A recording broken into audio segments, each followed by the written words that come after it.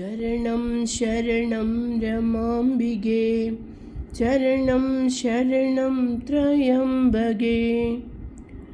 At the Feet of Divine Mother Sree Rama Devi by Mrs. T.N.K Nair. The Early Days Audiobook Part 4E. Divine Mother began gently to caress the face resting on the pillow and bending close to her ear, tenderly called, Amma, Amma, with all love, like a little child. The entire household crowded round the mother and daughter. Suddenly there was a movement in Sree Devi. Her eyes fluttered open, and a glow of animation and joy shone on the tired face. From the depths of her being, a tremulous answer rose up in recognition and joy at her daughter's nearness.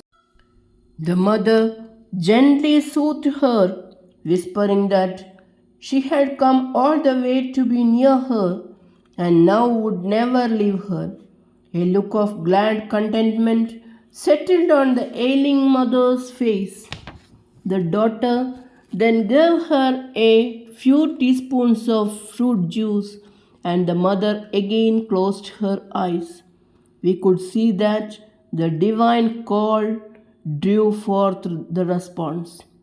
Mother's niece Tara Devi was there, and from the moment of arrival, she was assiduous in the care of Divine Mother, helping Mother with a rare understanding in the service to the aged mother. In the long vigil at the bedside, Tara Devi persuaded Mother to drink milk or water in between. She alone could take the liberty in the unparalleled tender devotion to her Guru. Thus commenced Divine Mother's ceaseless vigil at the bedside of her beloved mother. Day and night, Mother had no rest or sleep. She left the bedside only for short intervals for a bath or a meal. She did not even lean back or rest as far as I saw. Calm and serene, ever attentive to the slightest need, sometimes bending and calling the mother, at other times whispering the sweet name of God in her ears. Mother was sorely absorbed in nursing her mother. From the next day, the whole family, children as well as grown-ups, chanted Namajapa and sang bhajans in the adjoining room in the evenings. Mother also joined in from where she sat. Even though the old mother was unconscious or sleeping all the time, it was wonderful to see how she sensed it whenever mother left her, even for a moment. She would become restless till mother came back. Often mother would bend and tenderly ask the mother if she was hearing the bhajans in the next room. Whenever the bhajan stopped, her whisper would come, sing, sing the divine name. One evening, after the bhajans, she became a little restless and all wondered if she was suffering any pain. Mother went on softly patting her chest, talking to her coaxingly as if to a small child. All of a sudden, the aged mother held up her hands with a look of divine bliss on her face and murmured, Look, look! Ah, the Lord has come! Krishna, my Krishna, come nearer! She was silent for a few minutes. The vacant look had vanished from her eyes, and her voice was clear and distinct. Mother whispered to her, Ah, Mother, how merciful is the Lord! Fill your mind with the Lord's sweet form and his lotus feet. A few moments passed. Again came the joyous words from the aged mother. Ah, they have both come, Rama and Krishna. Now I see nothing else but Krishna. Till 2 o'clock in the morning, such divine visions continued, and finally she dropped off into a deep, peaceful sleep. From that day, all restlessness disappeared, and there appeared a look of divine peace on the tired face. Thus, 10 days of ever watchful care and vigilance passed. By then, Bhagwan came to Mangalore with my husband. By Monday, the 15th of December 1952, all had given up hope, for she was irrevocably sinking. Early in the morning, Mother began singing Sankirtans and everybody joined it. The atmosphere was sanctified and we felt as if we were in a temple. Death had lost all its fearsome aspects there. The shadows of the evening were lengthening, and with it the shadow of approaching departure fell gently on that peaceful face. All round were grouped her sons, daughters, grandchildren, and relatives. One by one, all the members of the family and Bhagavan too gave the sacred tirtha and prostrated to her. As requested by the family, my husband too had the great privilege of giving tirtha to the noble soul, and in their midst was Mother, her face serene and grave. The look of brooding force enveloping her seemed an expression of her almighty power. The kirtans had stopped, and hushed stillness reigned in the place. The serene, silent figure of Mother infused strength to all. There was no giving away to grief. All waited bravely, praying for the peaceful departure of the noble soul. As time quietly passed, Mother seemed to be absorbed in deep meditation. There was no change in the peaceful face of the old mother. Suddenly, at about 7:15, we saw Mother coming down from Samadhi. Deep and vibrant from her throat began the sound of the divine name. On her face was the aura of force. Her arms were raised and the eyes were half closed in ecstasy.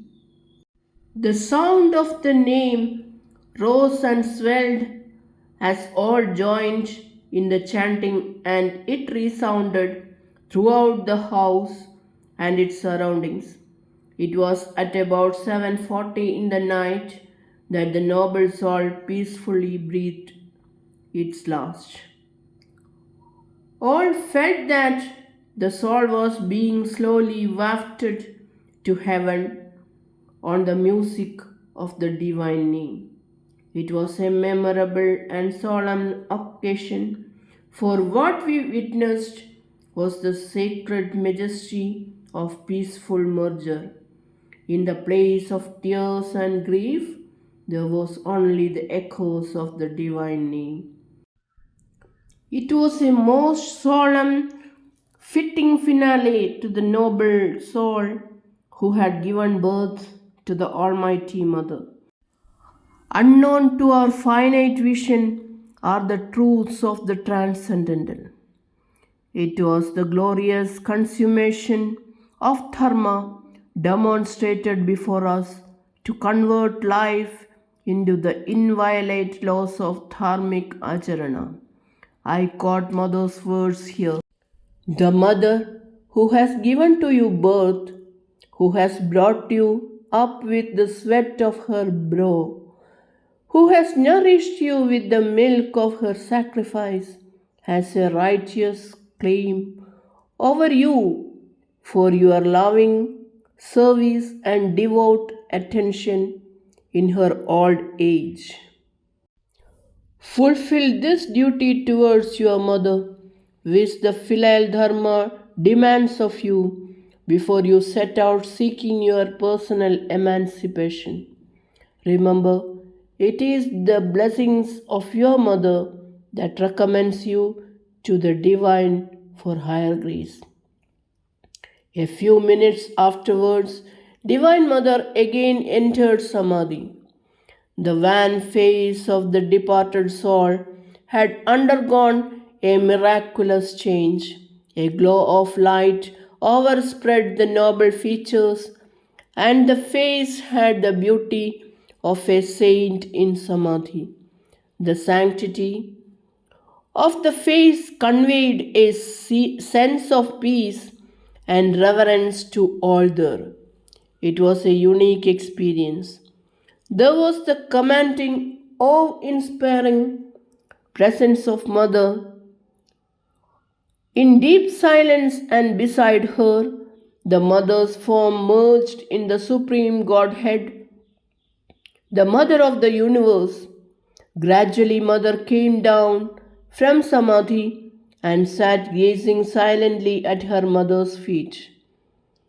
There was a picture of Mother's father nearby on the wall, and in silence she prostrated in humble obeisance before the photo.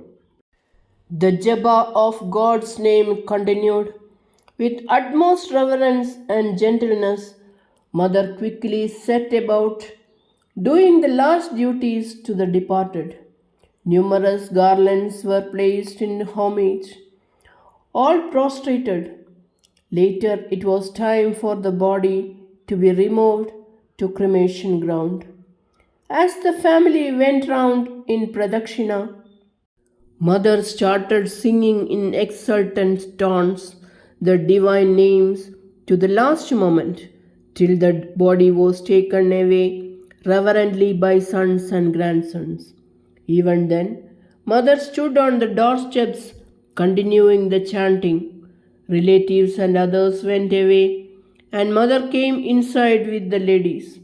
For a long moment, Mother stood silent, with her hands folded in humble obeisance before the bed where the mother had lain, and then silently she turned and went to her room.